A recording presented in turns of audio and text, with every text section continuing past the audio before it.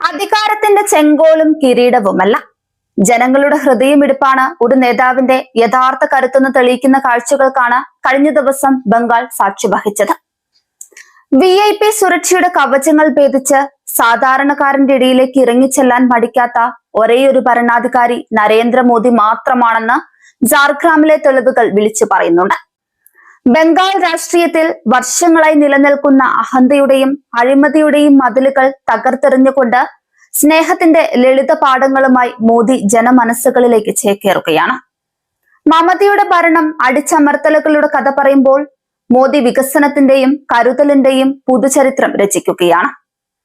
ജനകീയ മുഖ്യമന്ത്രി എന്ന മമതാ ബാനർജിയുടെ അവകാശവാദങ്ങൾ വെറും പൊള്ളയാണെന്ന് തെളിയിക്കുന്ന കാഴ്ചകളാണ് ജാർഗ്രാമിലെ തെളിവുകളിൽ ഇന്നലെ കണ്ടത്.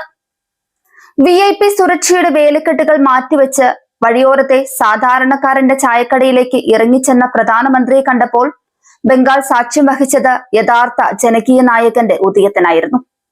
തെരഞ്ഞെടുപ്പ് പ്രചാരണ പരിപാടികൾക്കിടയിൽ ബംഗാളിലെ വഴിയോര കച്ചവടക്കാരനിൽ നിന്ന് കൊറിക്കാൻ മലരും കപ്പലണ്ടിയും ചേർന്ന ജാൽമുറി വാങ്ങി. അത് തന്നെ കാത്ത് വഴിയോരത്ത് നിന്ന കൊച്ചു കുട്ടികളുമായി പങ്കിട്ട് അവരോട് നാട്ടുവർത്തമാനത്തിൽ ഏർപ്പെട്ടപ്പോൾ കണ്ടുനിന്ന ജനക്കൂട്ടം അതിശയിച്ചു. ഇത് പ്രധാനമന്ത്രി തന്നെയല്ലേ എന്നതായിരുന്നു അവരുടെ സംശയം.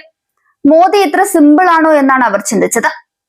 പശ്ചിമ ബംഗാളിലെ തെരഞ്ഞെടുപ്പ് പ്രചാരണത്തിനിടയിൽ പ്രധാനമന്ത്രി നരേന്ദ്ര ജാർഗ്രാമിൽ ഒരു വലിയ റാലിയെ അഭിസംബോധന ചെയ്ത ശേഷം മടങ്ങുമ്പോൾ തന്റെ വാഹനവ്യൂഹം വഴിയരികിൽ നിർത്തി വണ്ടിയിൽ നിന്ന് ഇറങ്ങുകയാണ് ഉണ്ടായത്.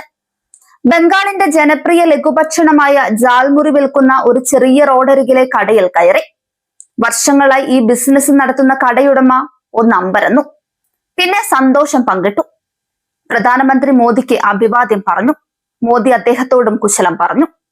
കൂട്ടത്തിൽ ഏറ്റവും ടേസ്റ്റുള്ള വിഭവം ഏതാണെന്നാണ് മോദി ചോദിച്ചത്. അതെടുക്കാൻ പറഞ്ഞു. അളവ് കടക്കാരന്റെ ഇഷ്ടത്തിനായിക്കോട്ടെ എന്നും മോദി പറയുന്നുണ്ട്. പക്ഷേ വില ചോദിച്ചറിഞ്ഞ് ജുബയുടെ പോക്കറ്റിൽ നിന്ന് പണം എടുത്തു കൊടുക്കുകയും ചെയ്തത് മോദി. ആദ്യം പണം കൊടുത്ത ശേഷമാണ് മോദി വിഭവം വാങ്ങിയത്. അധികാരത്തിന്റെ ഹുങ്കിൽ ജനങ്ങളിൽ നിന്ന് അകന്നു നിൽക്കുന്ന മമതയ്ക്കും സംഘത്തിനുമുള്ള കനത്ത മറുപടിയായിരുന്നു മോദിയുടെ സന്ദർശനവും സാധാരണക്കാരോടുള്ള ഇടപെടലും. വിദ്യാഭ്യാസം, ഗ്രാമീണ തൊഴിൽ, ദുരന്ത നിവാരണം തുടങ്ങി സകല മേഖലകളിലും തൃണമൂൽ സർക്കാർ നടത്തുന്നത് വ്യവസ്ഥാപിതമായ അധികാര ദുർവിനിയോഗമാണെന്ന് അദ്ദേഹം കുറ്റപ്പെടുത്തി. സാധാരണക്കാർക്ക് ലഭിക്കേണ്ട കേന്ദ്ര പദ്ധതികൾ പോലും തൃണമൂലിലെ അഴിമതിക്കാർ തട്ടിയെടുക്കുകയാണെന്ന് അദ്ദേഹം തുറന്നടിച്ചു.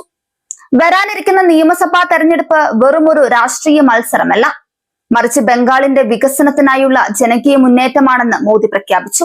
വഴിയോരങ്ങളിൽ മുഴങ്ങിയ ജയ് ശ്രീറാം വിളികളും മോദി മോദി എന്ന ആവേശവും ബംഗാളിന്റെ മനസ്സിലിപ്പോൾ BJP ആണെന്നതിന്റെ വ്യക്തമായ സൂചനയാണ് നൽകുന്നത്. വികസനവും തൊഴിലവസരങ്ങളും അടിസ്ഥാന സൗകര്യങ്ങളും ഉറപ്പു നൽകുന്ന BJP ഭരണത്തിന് കീഴിൽ ബംഗാൾ പുതിയൊരു യുഗത്തിലേക്ക് കടക്കുമെന്ന് പ്രധാനമന്ത്രി ഉറപ്പു നൽകി. ഭരണകൂടത്തിന്റെ അടിച്ചമർത്തലുകൾക്കെതിരെയും അഴിമതിക്കെതിരെയും ബംഗാൾ ജനത ഒന്നടങ്കം പ്രതികരിക്കുമെന്ന മുന്നറിയിപ്പോടെയാണ് മോദി ജാൽഗ്രാമിൽ നിന്ന് മടങ്ങിയത്. ഇതിനോടകം തന്നെ പ്രധാനമന്ത്രി പങ്കുവച്ച കുട്ടികളോടൊപ്പമുള്ള ജാൽമുറി ചിത്രങ്ങൾ സോഷ്യൽ മീഡിയയിൽ വൈറലാണ്. ജാർഗ്രാമിലെ ആ ചെറിയ കടയിൽ നിന്ന് മോദി വാങ്ങിയത് വെറുമൊരു ജാൽമുറി മാത്രമായിരുന്നില്ല, മറിച്ചൊരു ജനതയുടെ വിശ്വാസമായിരുന്നു.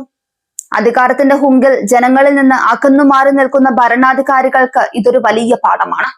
തന്റെ ഓരോ ചുവടുവെപ്പിലും ഭാരതീയരും സാധാരണക്കാരോടുള്ള പ്രതിബദ്ധതയും കാത്തുസൂക്ഷിക്കുന്ന മോദി ബംഗാളിലെ മാറ്റത്തിന്റെ കൊടുങ്കാറ്റായി മാറിക്കഴിഞ്ഞു.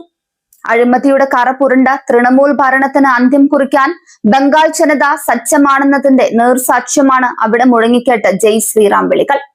മോദിയുടെ ഈ ലളിതമായ ഇടപെടലുകൾ വരാനിരിക്കുന്ന നിയമസഭാ തെരഞ്ഞെടുപ്പിൽ BJPക്ക് വലിയ കരുത്താകുമെന്ന് ഉറപ്പാണ്. ഒരു പുതിയ ബംഗാൾ, ഒരു വികസിത ബംഗാൾ, അതൊരിക്കലും ദൂരെയല്ല.